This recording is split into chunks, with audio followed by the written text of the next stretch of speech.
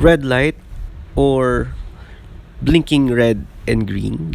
Ganito rin ba ang sitwasyon ng TV Plus ninyo ngayon?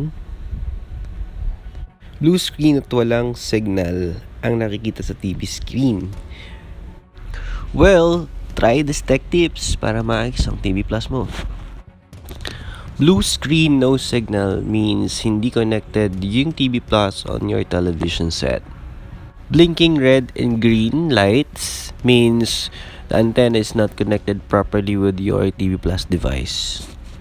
Kaya check your antenna if connected properly, unplug, replug, check cables if walang damage, and it's located in open area.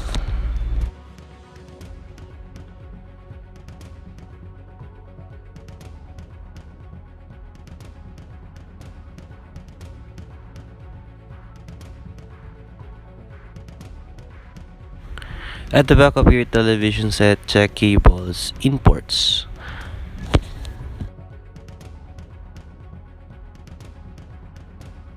Audio L is for white cable, audio R is for red cable, and yellow is for video in. Make sure na ang mga kable na ito ay madiin na nakasaksak sa inyong mga imports.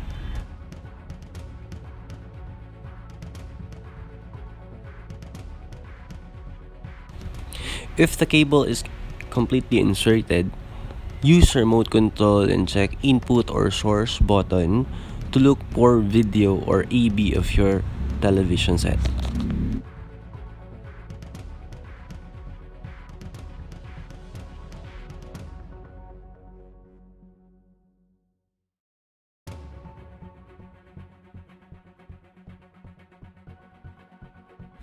Ayan, okay na ang TV Plus mo. Makakapanood ka na with your television set using your TV Plus. Kung nakatulong sa iyo ang video na to, please do subscribe, click the notification bell, and abangan ang mga bagong tech tips with the TV Plus.